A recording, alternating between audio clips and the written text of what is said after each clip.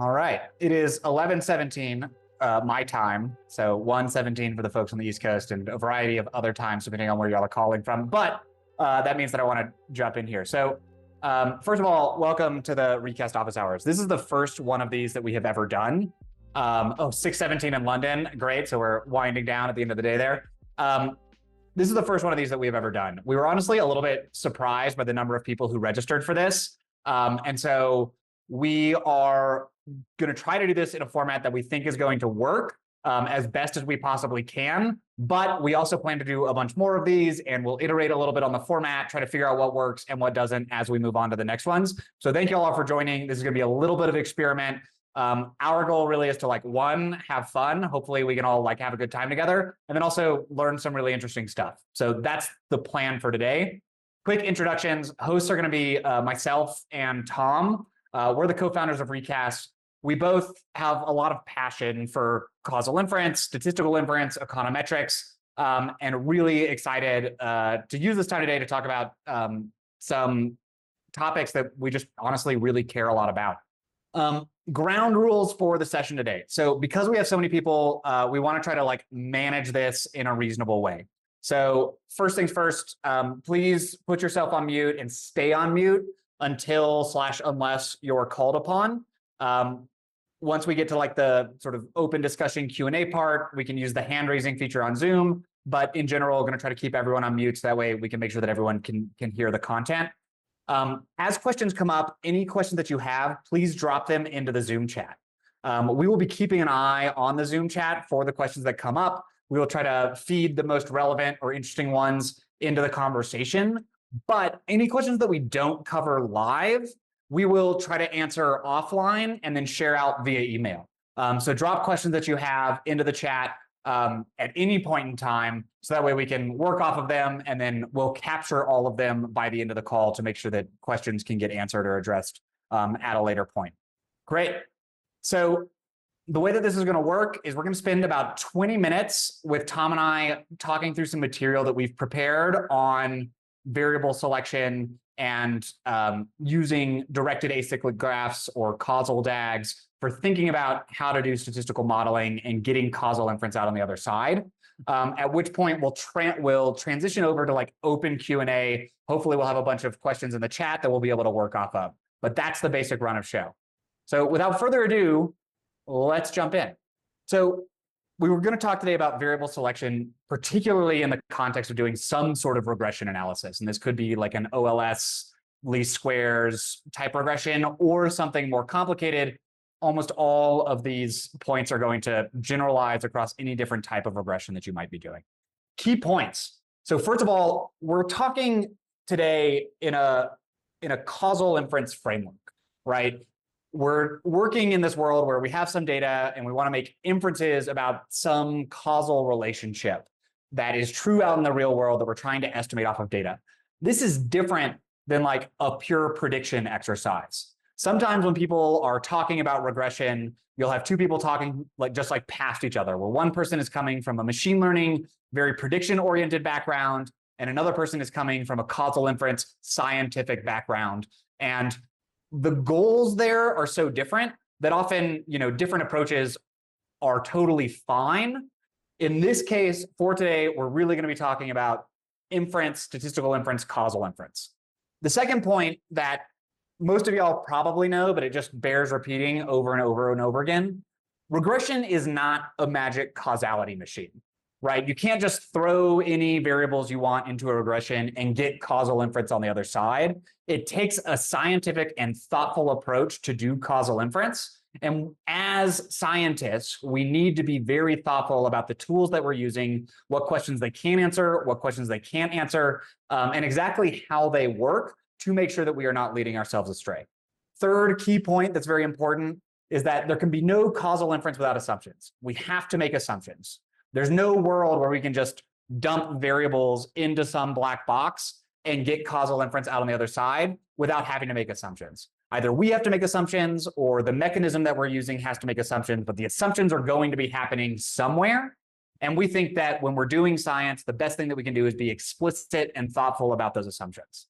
And the last point, which is really sort of one of the things that we're going to be talking a bunch about today, is that contrary to popular belief, adding more variables to regression often makes the inference worse. Again, if you had an undergrad statistics experience like I did, we learned a lot about like how important it is to control for all of the things, and that you can get better estimates by adding a bunch of control variables. That, unfortunately, in real world practice is often really bad advice. And adding more additional control variables makes the inferences, and especially the inferences that you really care about, worse. And so we're going to talk a little bit about situations where that's true and some of the frameworks that we can use for thinking about that generally. Cool. So this is a fun example. I forget where I actually saw the first example of this. I think it's from Richard McElrath's book, Statistical Rethinking. But if it's not, apologies to Professor McElrath. Let's imagine that we have this research question, which is, how does leg length relate to height? We have this data set where we have height of people. This is measured in inches, weight measured in pounds, and then leg length, leg left and leg right, which is the length of the legs measured in inches. And so for whatever reason, we want to understand how leg length impacts height when controlling for weight. And we've collected this data, and then potentially we have this question about like, well, which of these model specifications should we use? Should we regress height on the length of the left leg plus weight, the length of the two legs together, the length of the right leg? How do we want to think about this in terms of a model? And the choice here actually really matters a lot. So when we regress height on the on the length of the left leg and weight, we get a fairly reasonable answer here, which is to say, for every additional inch of length that we length in the left leg, we get 0.43 inches of height once we control for the total weight of the person. Potentially that's interesting scientifically for whatever reason. Cool. Now, when we actually add in another control variable, which again, maybe like, why not? We've got the measurements of both the left leg and the right leg. Why not control for them both? Well, here, now all of a sudden, things get really screwy. Now this says, okay, when we add an extra inch to the left leg, height goes down, but when we add an inch to the right leg, height goes up. This, again, is probably very familiar to many of the analytical practitioners that are here on the call, where you start adding additional control variables and all of a sudden your results start swinging around. This is a problem for doing causal inference. And this is the problem that we can run into when we do this causal salad thing of just, let's just try to control for all of the things and see what comes out on the other side. There's a good chance that we're going to end up misled by the regression machinery, right? These results just don't make any sense scientifically. They're not even very interpretable. And we can talk about what the problem here is. And the problem is that this question just doesn't even make sense, right? The question that we're really asking is, how does a change in left leg length impact height when controlling for right leg length, right? That's not even really a very sensible question to ask scientifically. And that is actually the thing that is ending up causing our model to go astray here. Practically, the reason why the sign flips is because of multicollinearity. But multicollinearity is actually a downstream problem from not thinking scientifically about the model that we're trying to build, just dumping coefficients, or not coefficients, but just dumping variables into the regression and expecting to get something useful on the other side. So the truth here is that the first regression is actually the most correct, right? Only controlling for the left leg is much better than trying to control for both variables. That's because the true data generating process, which I've put the R code into the slide here to show you, is actually just that height is a function of the average between the left leg and the right leg. If we sort of know what the true data generating process is, then it's fairly straightforward to build a model. But in general, we don't know what the true data generating process is, and we have to make assumptions based on our knowledge, scientific knowledge of the world. And that's where the actual modeling work comes in, is we have to think hard about what is going on in the world, what is the truth, what is the right model of the data that we're looking at, and then use an appropriate statistical method to actually estimate that model. So the point that I really want you to take away from this very quick example is that controlling for both leg length here ruins the regression. Terrible idea, bad practice. And in general, that should cause you to think about, okay, in general, there might be other situations where controlling for more things makes our regression worse. And so what are those situations that might happen, even in cases where it's not quite as obvious, right? It's pretty obvious that like the left leg, right leg thing is going to cause us problems if you sit and really think about it for a little while. But there are other situations which aren't quite so obvious, but which can crop up when we are trying to do advanced statistical model. Tom, anything to add to any of that before we switch into some of the more marketing related sections of this? No, I mean, I think I can cover some of the like tangents and sequelae to that on the next slide. Cool. So I'll let you take over from here, Tom. Sure. Yeah. So, I mean, as Michael was saying, regression without thinking about which variables go in is just an exercise of, if I know this number, can I do a better job of predicting some other number, right? So if I know affiliate commissions, and I don't know sales, will I do a better job of understanding what sales was? It tells you nothing about the causal pathway, right? And what we're going to go through in the next couple of slides are a couple examples where you might think that you want to control for it might seem very natural to control for a variable like site visits or web traffic when you're trying to predict e-commerce revenue. But if you do so, you're going to end up with a very different interpretation of some of the variables you might care about. You might think in a model where I want to predict e-commerce revenue, I might use affiliate commissions because affiliate commissions are going to be highly correlated with e-commerce revenue. But if you do that, you're going to end up with a very different estimate of your marketing activity than the true one. There's all sorts of examples like this, and we'll get into some of them. I hope that you might have some examples in the chat where some of these biasing pathways might come up. But we get questions like this all the time. One that was really common was controlling for COVID. Would it make sense to control for COVID? And I think in some cases it might have been, in some cases it might not have been, but what I want to introduce to you on the next couple of slides are a couple tools for thinking about whether or not it makes sense to introduce a variable into an MMM model. So if you go one more slide, we can start with affiliate commissions. So this is something we get asked all the time. Can we include affiliate commissions, or can we include website visits into the MMM? Now, what we're showing here is a tool called a directed acyclic graph, or a DAG. I'm not going to get into all of the math here, but DAGs allow you to undertake a qualitative exercise of drawing what affects what. Now, without getting into any specific numbers, it allows you to say, okay, we think that marketing activity is going to drive purchases. That's pretty unobjectionable. We also think that organic demand is going to drive purchases. And so in both of those cases, we have a node for organic demand and a node for our marketing activity, and then an arrow saying, when I change this thing, it changes that thing, right? Now, we also have this variable called affiliate activity. And affiliate activity is going to drive purchases, right? People have their website or they have their podcast, so they're driving people to your site, and it's going to drive purchases. But purchases is going to drive commissions, because in a commission-based affiliate program, the affiliate only gets paid after a purchase. Now, that's not true for every affiliate program, but in specific ones where you're paying the affiliate based on a purchase that they've made, the commission doesn't actually cause the purchase. It's actually the other way around. The purchase causes the commission, right? And so in this particular case, we can see that if you control for commissions, you're actually controlling for a variable that is downstream of the thing that you want to measure, which is its effect on purchases. And if you want to measure the effect of marketing activity, you're going to get a biased effect, because the effect of commissions is going to, in most cases, steal from the effect of marketing activity, and you're not going to get a reliable estimate. Now, the nice thing about these tools is that you don't have to figure it out yourself. You can simply draw the DAG and then say, hey, this is the thing that I care about measuring. This is the qualitative set of arrows in terms of this thing affects that thing.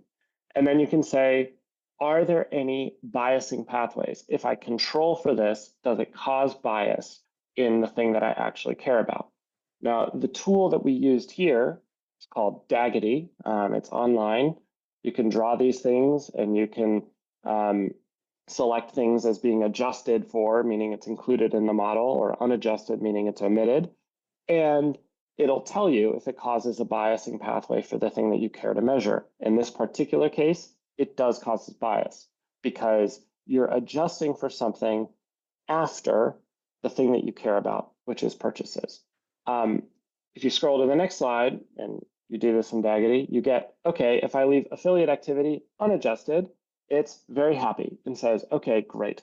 You can get an unbiased estimate of marketing activity on purchases. And what's counterintuitive to this is that you actually have to omit it from the model. You cannot include it in the model. Once you include it in the model, you cause bias, and then you get the sort of wrong estimate of marketing activity. And that's what's so pernicious about this case. So I'm going to sort of pause here because we sort of stealthily covered a lot of ground here. And I just want to sort of like open up. You can, if you have a question, I guess you could sort of take yourself off mute or quickly type it in the chat. But I just want to make sure that we're not leaving anybody behind and that what we've sort of talked about here is at least making some sense to people. Feel free to just shout no if anything is too confusing. Get a thumbs up from Mr. Schroeder. David Schrader gets it. We love or that. Schrader, yeah. Or Schroeder. Yeah, I don't know. Could be either. He's nodding his head as if we had chosen one. Okay. So one of the two. Fellow former Greenpoint resident. Okay, great. And what is so challenging about this, especially as I assume most people on the call are actually involved in building these models, is that stakeholders don't tend to understand why you do this, right? But can't you get a more predictive model if you include more variables, especially more variables that seem to be so tightly coupled with the outcome? And the problem is, in this particular case, you can't know a priori how many commissions you'll pay. In fact, if you were to include that in a predictive model, you're sort of cheating, right? Because you're including in the predictive model something you would not have known in advance, right? And something you cannot directly control. You can control marketing activity, but you can't control the number of commissions paid, and the commissions paid come after purchases. And so by including it in a model, you're sort of assuming you would know something that you wouldn't have known a priori. And that's looking ahead or allowing future information to leak into your model. And so it's a subtle conversation, but one that you need to have. So we'll plow ahead to the next example, which is website visits. So this is another question we get all the time, which is, hey, do you include site traffic in your model, or can you include site traffic in your model? We'd love to, see how that drives purchases. And again, if you put this into Daggity or any tool that can qualitatively analyze DAGs for biasing pathways, and you adjust for website visits, meaning you include it in the model, you'll get some alarms going off saying, whoa, this causes a biasing pathway. And the reason it causes a biasing pathway for the effective marketing activity is that marketing activity is mediated by website visits. Website visits stand in between marketing activity and purchases, meaning that one of the ways that marketing activity causes purchases is by driving people to the website. And so if you control for website visits, what you are essentially doing is you're saying, hey, the entire pathway that marketing activity drives purchases through website visits, we're just subtracting from the marketing activity variable. We're not allocating to it. So for example, if you had a channel that was super effective at driving people to your site, right? And then super effective at getting the people that went to your site to then purchase, but you were to include website visits in the model, it's very likely that you'd say that channel had no effect, right? Because what you're saying is all things equal, right? Let's assume what is the effect of this channel if it did not drive website visits up, is what the regression is saying.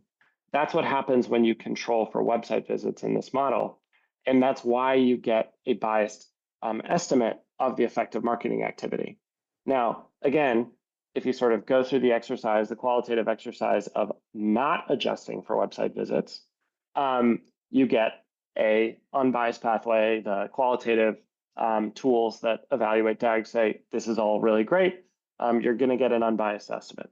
Now, again, this is a very challenging conversation to have with stakeholders because typically they won't intuitively understand why not including a variable that seems to be so predictive of purchases should be included in the regression.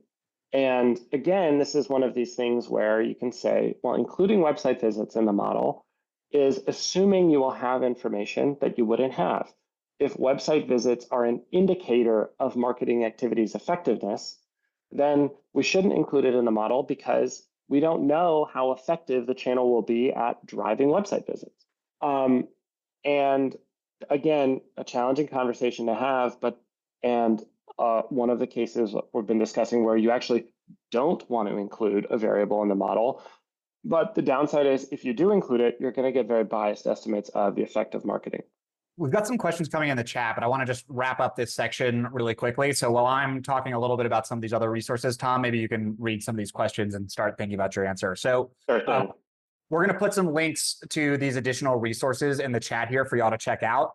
These are 4 of our favorites internally here at Recast for thinking about, first of all, doing causal inference, using DAGs, and then using statistical models to try to learn things about the world.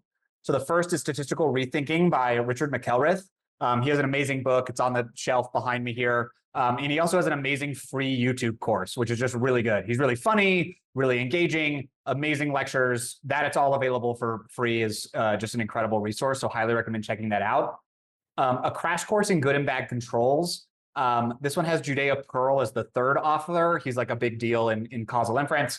It talks through a bunch of these examples of places where people go wrong doing something that seems intuitive, like, oh yeah, let's control for this thing, but it actually causes problems in causal inference. Really, really good resource. Opened my eyes personally to like see this and see all of these examples. And the last 2 are just other really good resources on causal inference. They both deal with DAGs. They both deal with different statistical estimation procedures. The first one is called Causal Inference, the Mixtape. And the second one is another free book called The Effect. Highly recommend checking all of these out. All right, I have stalled for time while Tom has read some chats here. So I'm going to stop sharing my screen and we'll let Tom maybe take a stab at 1 or 2 of these questions.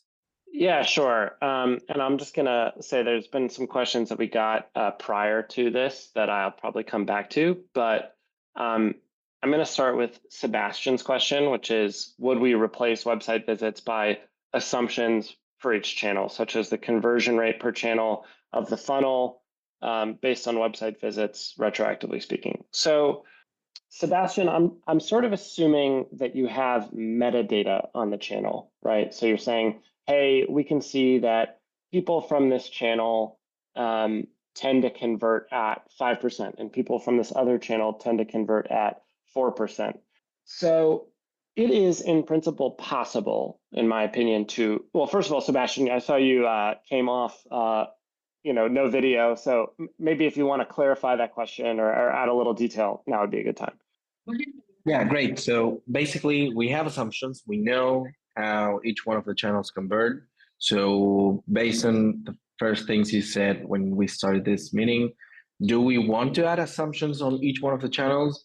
Maybe not on a user level or user interaction or trying them all to understand based on more features how or predict how the interaction will flow, but more on like how those channels on aggregated level work.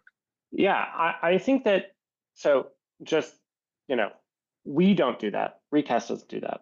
And one of the reasons we've not done it is that we found the number of assumptions that you have to make to include those sorts of variables is very high. So for one, you have to assume that whatever system that you're using to tag people as coming from a channel is accurate. They may have come from a last click, right? But they might also have seen other things. And so, they may have seen a billboard. They may have seen another ad on another channel before coming in. And so that sort of data can be a little bit challenging to work with. The other is that you're sort of working with a qualitative setup where you have, let me sort of draw a quick DAG here, where you have, channel A spend, right? And channel A effect as 2 nodes in the variable. as two nodes in your DAG.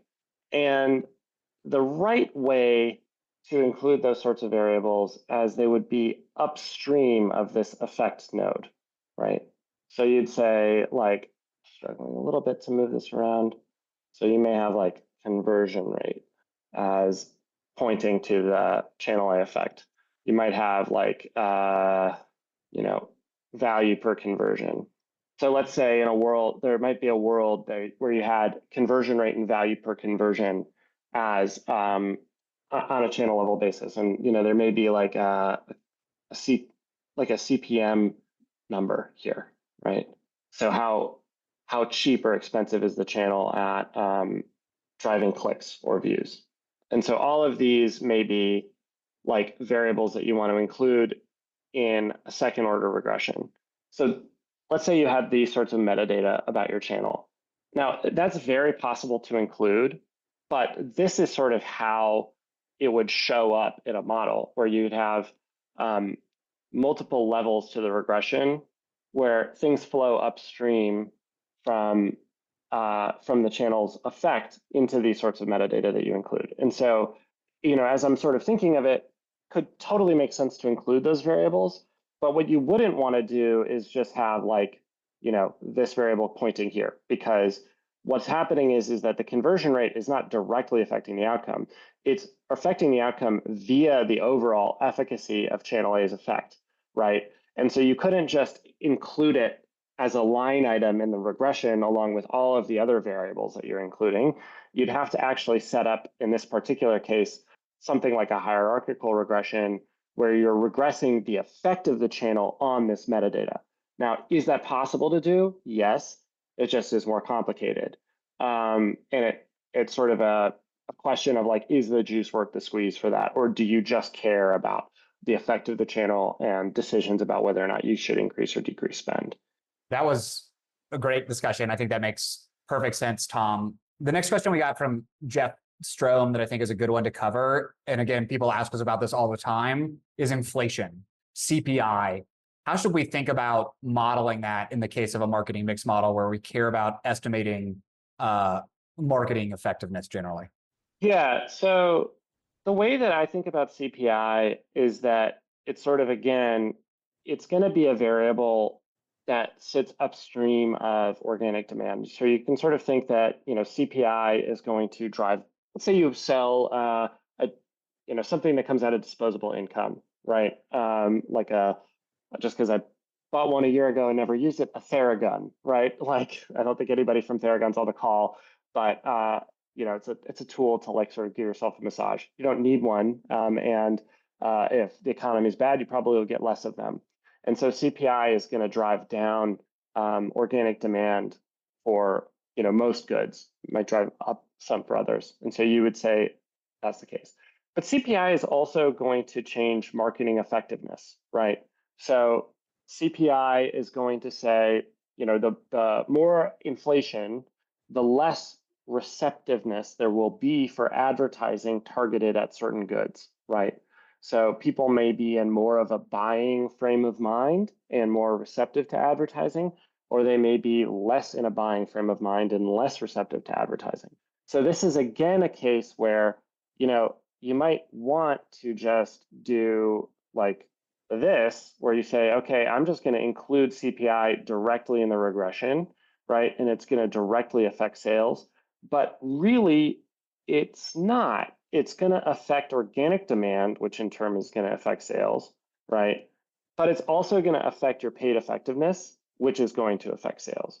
And the downside of including it just like this is that what's going to happen is that in a world where CPI negatively affects your paid effectiveness, by including CPI, just as another line on the list of variables you include in the regression, is that you're going to say, oh, it is CPI that is depressing sales, but our paid effectiveness is just the same as it was. We are allocating this negative variation in sales to a thing called CPI, but we should be spending just as much money into our paid program as we were before, because our paid ROI is still above the threshold that we care about according to this model. But if you include it as the sort of second level regression, you'd get a very different story. You'd say, hey, CPI is actually negatively affecting our paid ROI. It is now below our investment threshold. We should not invest more into marketing. And that is two very different decisions that are arrived at whether or not you do this, which is just include it as another line in the regression, or if you do this, which is include it as a second level in the regression. So this is an instance where, like, moving the arrow from pointing at one node versus another node can actually dramatically change the inferences you get from the model and then the decisions that you make afterwards. Great explanation. And the thing that I'd add is that this like CPI example of like, at least the way that we view it, and we think the way that most marketers view it, is that these sorts of variables do have this like dual effect that are multiplicative or interactive with the other things that we care about, the organic demand and the paid effectiveness. COVID, right, is another example that probably had a lot of this effect. Like for businesses that were boosted by COVID, it made their marketing more effective. For businesses that were hurt by COVID, it made their marketing less effective. And just controlling for COVID in a linear additive regression would give you exactly the wrong insight, like Tom was just explaining. Seasonality is another example of this, right? Where in general, we expect that seasonality is going to have interactive effects with your organic demand and with your paid marketing effectiveness. You should advertise your sunscreen brand in the summer when people are most likely to buy. It will make your marketing more effective. And if you just control for seasonality, you can often like flip the sign on where marketing is most effective. So it's a thing to really be careful of. I'm not sure how Kinyal pronounces his name. Hopefully I got that right. Apologies if I didn't. Kinyal asked a question that I think is a really good one about like, it seems like the problem here is constructing the DAG. Like, how should we actually go about doing that? What's the process for creating a DAG? Should it be different for different businesses? How should our listeners today approach that problem for their project? Yeah, that's a really great question. And there's some good resources on how to do it. I'm going to share my screen on daggity.net so you guys get a sense of what actually building a DAG looks like. So I've just gone to daggity.net and I've gone, okay, new model. And let's just do the affiliate example. So I'm just putting in nodes to represent the variables that I care about, right? And so I'm going to draw some arrows. So organic demand and paid effectiveness affect purchases. Affiliate activity affects purchases as well. It also affects commissions paid, and purchases drive commissions paid. So I'm going to label this as the thing that I care about. And then this is the thing that I want to see. So just to give an interactive version of the example I said earlier, like if I just do this and I say, this is my outcome and this is my exposure. I accidentally drew an arrow there. I didn't mean to. If this is my exposure and this is my outcome, I get no open biasing paths. Great. Okay. And if I do adjusted, meaning I include it in the I don't know what I just did there. Oh, sorry. I didn't mean to do this one. I meant to do this one. I get a bunch of sort of pink arrows and I say incorrectly adjusted, right? So this means that by adjusting for this, I have now biased my estimate of paid effectiveness. So just to give an interactive version of what we were showing on the slides, it can just sort of show you that this causes a biasing pathway here. Now, what's great about DAGs is that it does give you a number of testable implications. So it tells you, organic demand should be independent of paid effectiveness. It should be independent of affiliate activity. It should be independent of these things conditional on these things. And so you can actually use the DAG itself to generate a list of implications that if this DAG were true, then these things in the data should be true as well. And if these things aren't true in the data, then something about your DAG must be wrong. So it's not a way to generate the DAG, but it is a way to test whether or not you have something that is at least plausible. But in reality, the way to create this is to really sort of think hard about it. Like there is no magic formula. It's just a sort of thing where you have to think hard about whether or not it makes sense to say that summer caused sales of sunscreen. Like in your regression, should there be a line item for something called summer, and does that make any sense? Or is it more like summer caused organic demand to go up and summer caused paid effectiveness to go up? And so our organic demand is up and our paid effectiveness is up because of summer.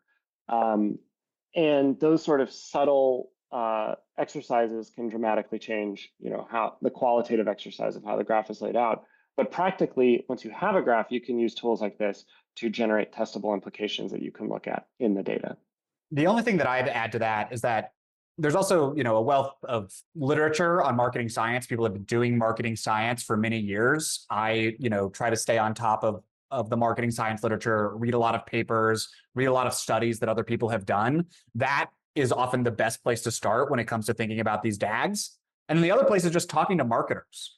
Marketers themselves, even if they're not scientists, they tend to know really, really well how these channels work. And they have a good mental model of we're doing this activity and here is how it relates to eventual sales.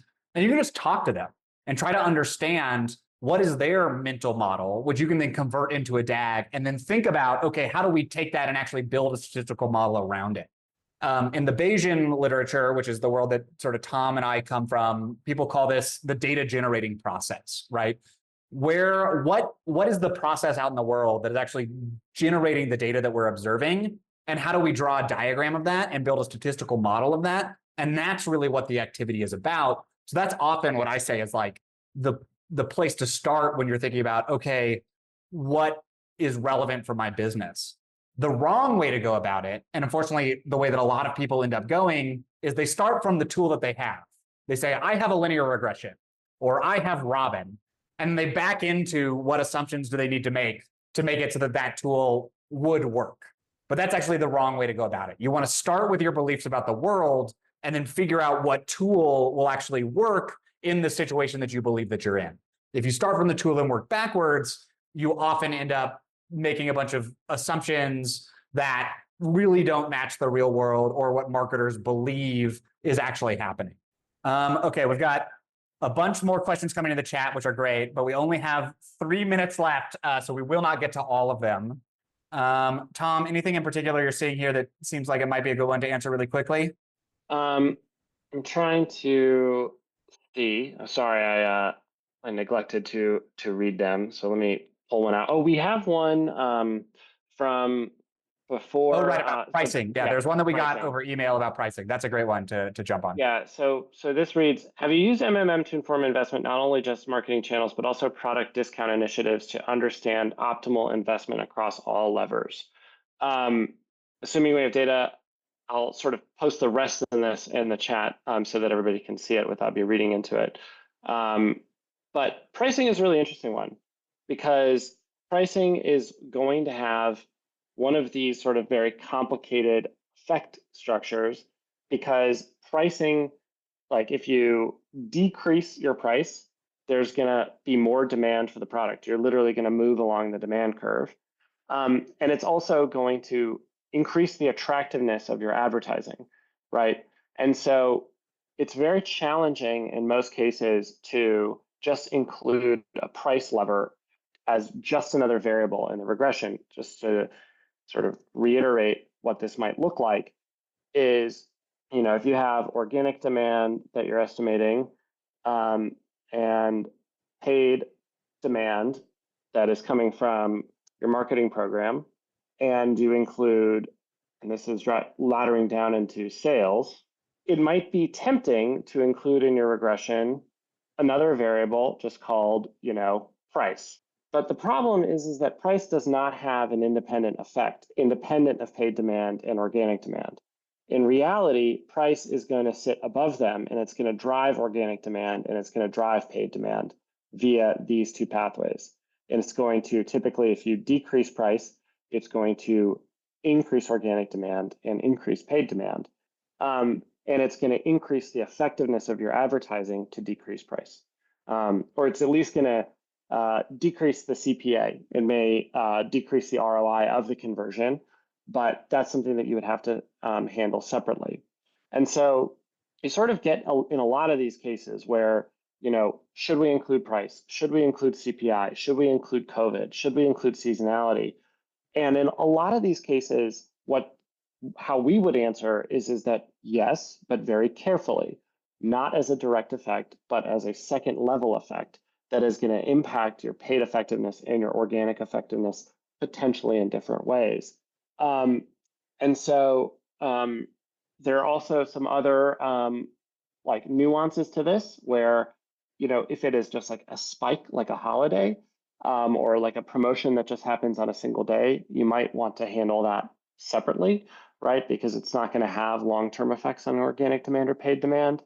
But this is another case where we would just encourage everyone to think very carefully about how the effects of price are going to flow through the rest of the system, and question whether or not it has like an independent effect that should live on its own in the regression, or if it should be controlled in a slightly different way. This was a lot of fun. We're out of time. A bunch of people have been leaving already because they have stuff to do for work. So thank you all, for those who are still remaining, for joining us. This was a really good time. Follow Tom and I on LinkedIn if you haven't already. You should all now be signed up for our newsletter, so you'll see this. And then we'll do another one of these next month. We'll ask for questions. If you have ideas on other topics you'd like for us to cover, shoot us a note. We'd love to talk about it. Really appreciate the engagement. Really fun discussion today. Thanks everyone so much for joining, and have a great rest of your afternoon, evening, or day, depending on where you're calling in from. All right. Bye, y'all. Cool. Thanks, Michael. Thanks, Tom.